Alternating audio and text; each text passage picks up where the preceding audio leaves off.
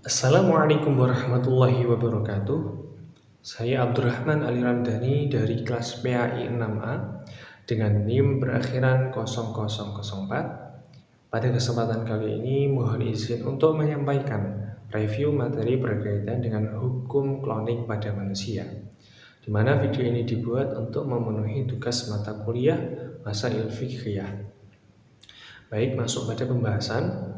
Yang pertama, pengertian dari cloning itu sendiri. Secara sederhana, cloning adalah upaya untuk menghasilkan individu baru dengan tanpa adanya pembuahan atau fertilisasi, sehingga tidak adanya sel sperma yang nanti bertemu dengan sel telur, dan di mana nanti hasil dari proses cloning ini nanti menghasilkan individu yang sama persis dengan pendonor.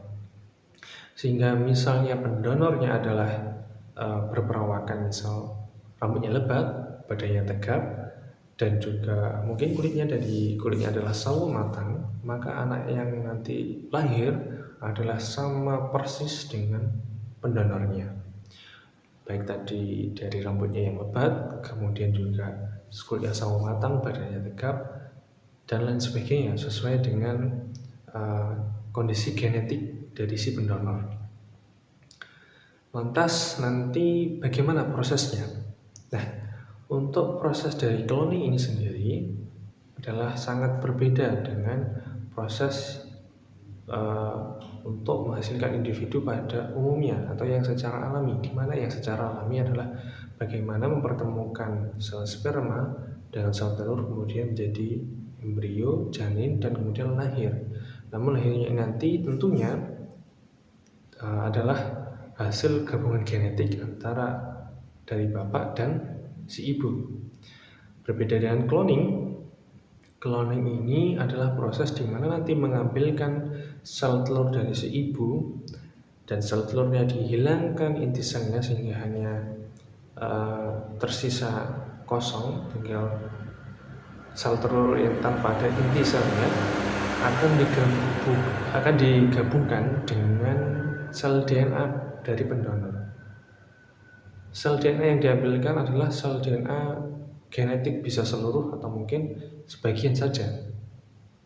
Seperti yang disampaikan bahwasanya misal pendonornya adalah berperawakan rambutnya lebat, kemudian kulitnya sawo matang, dan badannya tegap, maka sel DNA nanti diambilkan dan kemudian diupayakan untuk bisa bersatu di laboratorium dengan misalnya dengan kejutan listrik dan proses yang lain supaya nanti bisa berkembang menjadi embrio, dan kemudian nanti dikembalikan lagi ke si ibu untuk dikandung, berkembang menjadi janin, dan nanti akan lahir seperti dari pendonornya yang tadi sudah disebutkan, seperti berperawakan rambutnya lebat, kemudian kulitnya sawo matang, dan badannya tegap.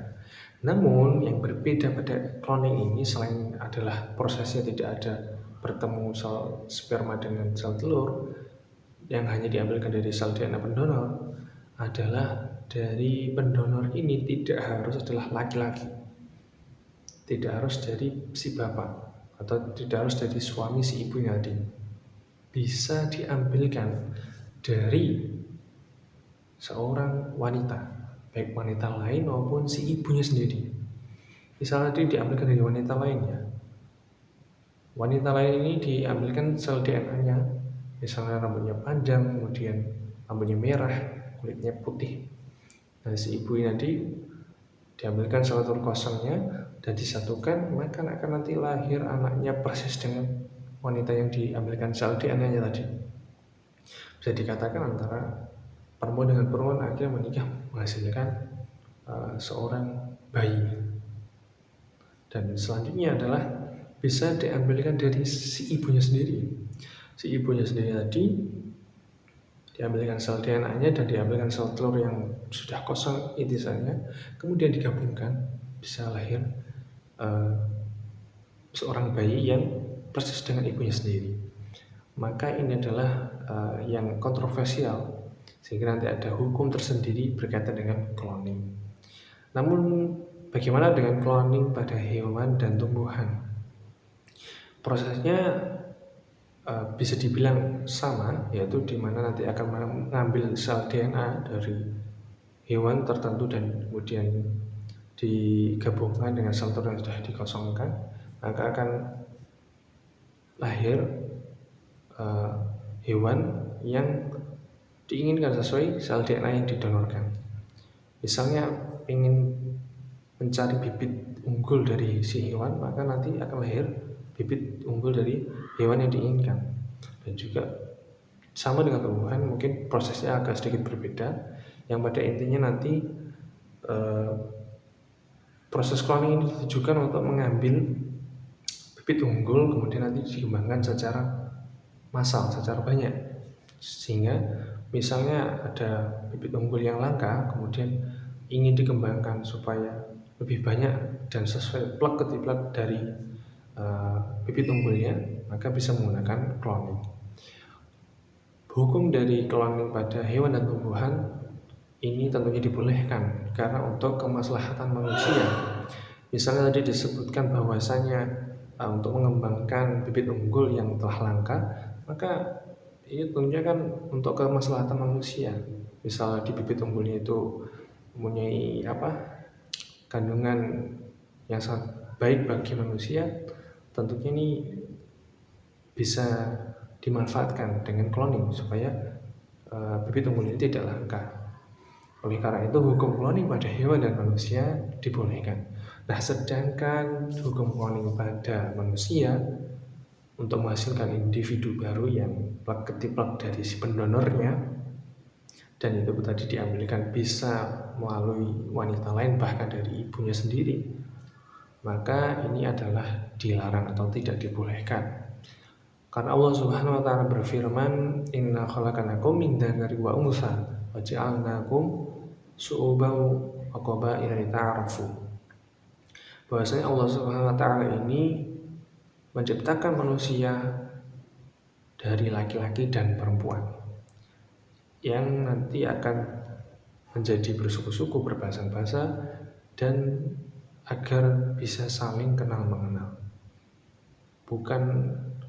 Allah Subhanahu wa taala ini bukan menciptakan manusia hanya terdiri dari seorang laki-laki saja atau bahkan dari perempuan saja.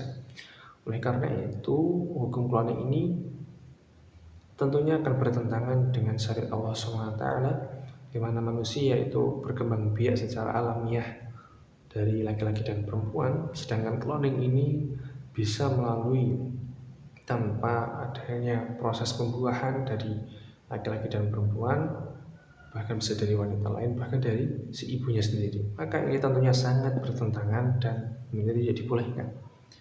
Walaupun di sisi lain tentang cloning ini bisa untuk tujuan kesehatan, yaitu mengcloning sebagian tubuh manusia untuk nanti kemudian dikembalikan menjadi donor bagi pasien. Misalnya ada pasien yang mengalami ginjalnya sakit ya. Ini nanti sel DNA ginjalnya diambilkan dan dimasukkan kepada sel telur yang dikosongkan, sehingga nanti bukan janin yang akan berkembang, namun adalah sel ginjal. Sel ginjal nanti berkembang. Nah, sel ginjal ini nanti yang akan diambil untuk kebutuhan kesehatan. Untuk masalah hukum ini masih ada ruang khusus antara boleh dan tidaknya sesuai dengan kebutuhan yang ada. Apakah nanti akan memberatkan bagi si ibunya atau mungkin memberatkan bagi si pasiennya. Itu bisa ada ruang khusus untuk hukumnya. Namun secara umum untuk hukum cloning pada manusia secara utuh ini adalah diharamkan karena tidak sesuai dengan kodrat dan syariat yang diturunkan Allah Subhanahu wa taala. Mungkin itu saja penjelasan materi dari saya. Atas kurang lebihnya mohon maaf. Akhiran, syukur katsiran ala ihtimamikum. Assalamualaikum warahmatullahi wabarakatuh.